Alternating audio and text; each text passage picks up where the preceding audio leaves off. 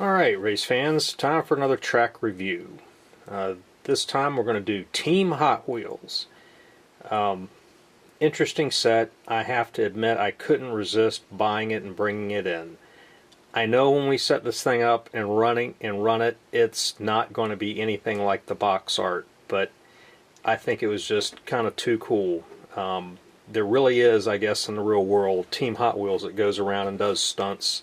They may still do it, and I think they actually have a full-size loop. So the box art tries to give you that impression of this full-size great stunt loop like you see in the YouTube videos.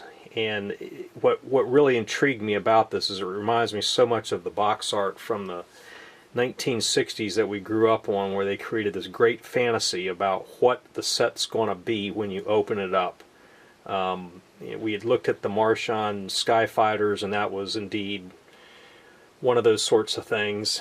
And here we go with this one. It doesn't have much track. I think there's only 9 feet of track on the whole thing. You basically have an oval with this orange loop.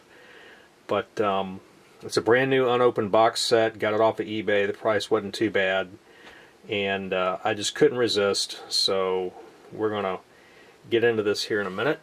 And let's see, I guess we ought to turn it over and take a look at the back.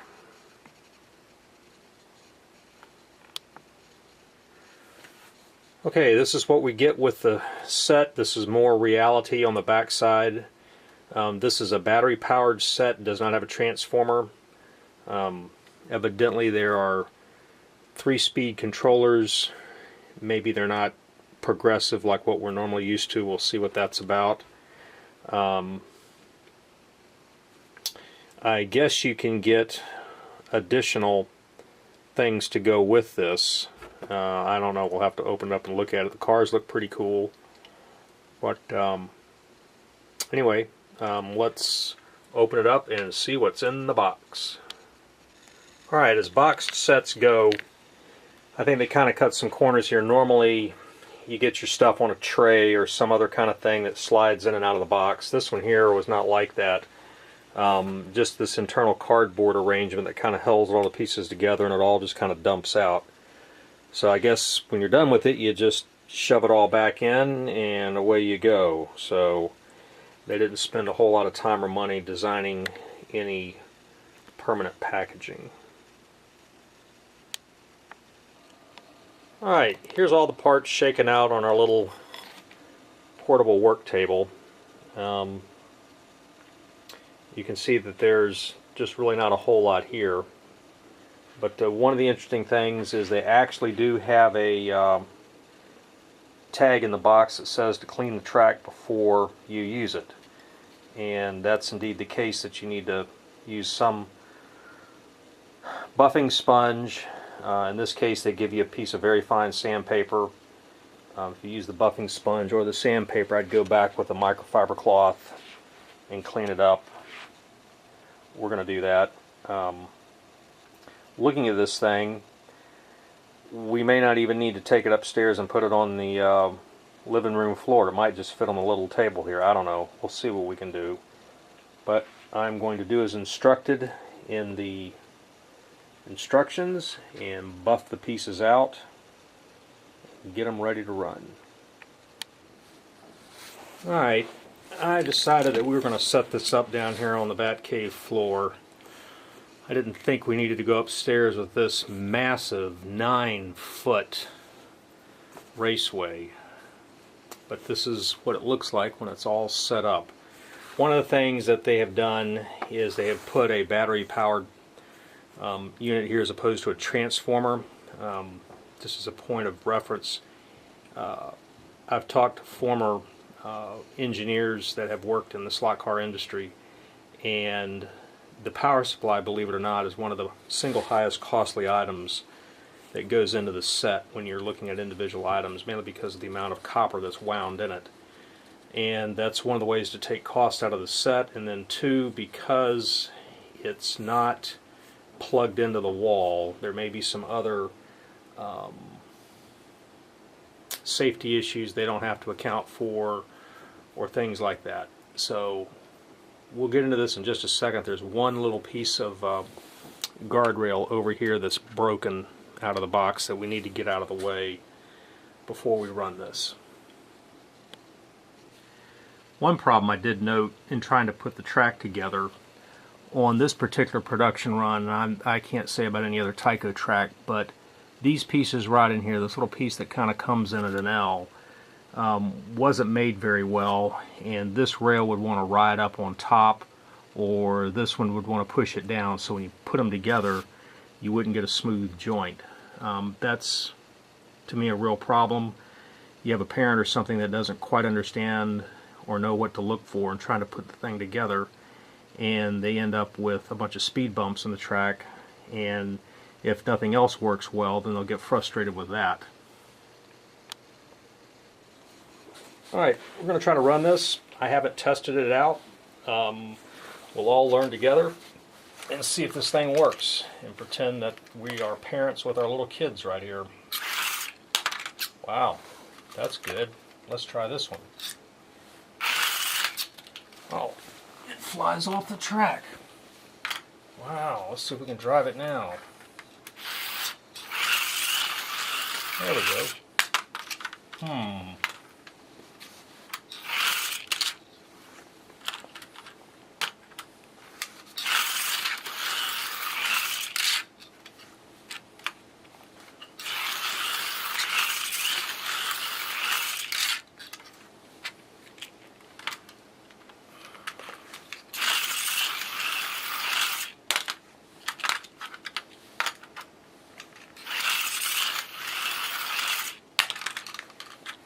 Well, there we go. We've run it for less than a minute, and I'm highly frustrated.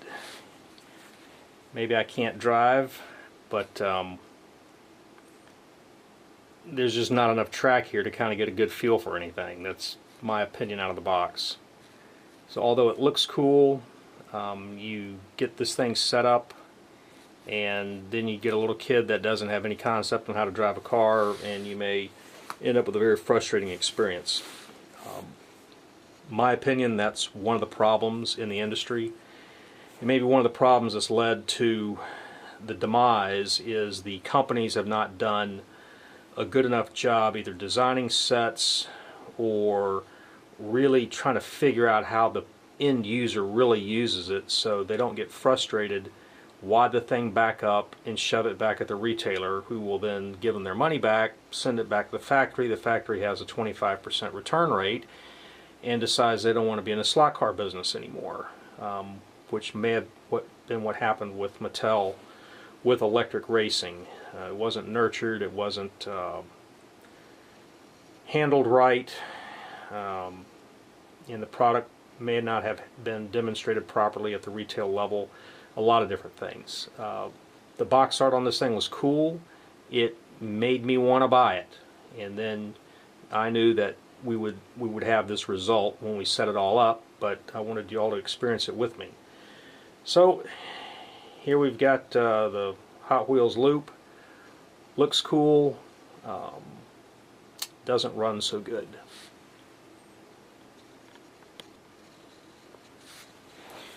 Alright, one last little thing. I decided maybe part of the problem is the things that they call rear tires on the backs of these cars. They're kind of like black little globs. So, since we've got piles of tires, we'll just get out some super tires and stick on there and try that and see if we get any better result.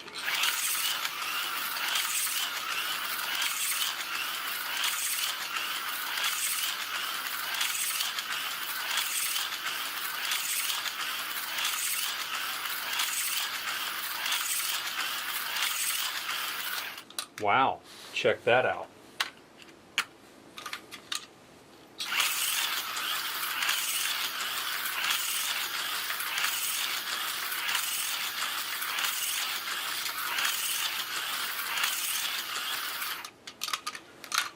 Okay, so the factory goes through all the energy and effort to produce this, put it in a box, put it in a container, stick it on a ship, send it over to the US, and the entire product falls on its face because of crappy rear tires.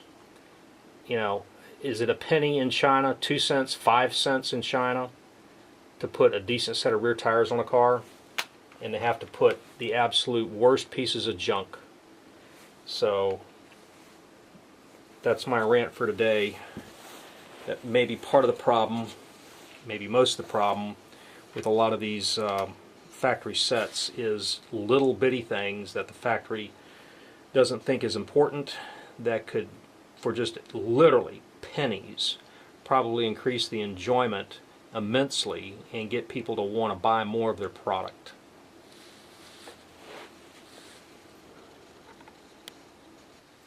Okay, final recap. The box art's cool. It makes you want to buy it. It really gets you going thinking that this is going to be a great experience.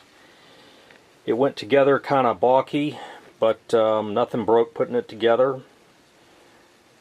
The first try running the cars as they were out of the box was frustrating. I think, you know, a customer that doesn't have any knowledge of simple hop-ups or what to do would be frustrated possibly enough to put the stuff back in the box and take it back to the retailer. However, when we put a decent set of rear tires on one car, the set ran. It ran great and was a fairly enjoyable experience. I could see where a father and his kids would have a lot of fun with something like this. But out of the box, if all the parts aren't there, then the enjoyment and the experience is for naught. And I'd like to, you know, point that out to the major slot car companies that are currently producing stuff in the HO world, that you need to seriously take a look at how your chassis run. Really, really take a look at how they run and talk to customers about their experience with the product. There's one brand in particular that everybody I talk to thinks they got the coolest bodies in the world, but the chassis are terrible. They just don't run. And it wouldn't take much money, if hardly any, to fix the problems. A matter of quality control or just maybe simple design changes or something to get the factories tuned up to make the cars where tires are round, hubs are round, things are pressed on straight, and then maybe just the right durometer for the rubber. Little things like that, guys. You know, you wonder why Mattel went out of business in terms of slot cars, maybe because of little things that weren't designed right. Here they spend so much time and energy on the box art. I mean, I can't imagine how many hours and, you know, thousands of dollars that they spent putting this box art together, and then it all fell down on a crappy rear set of tires.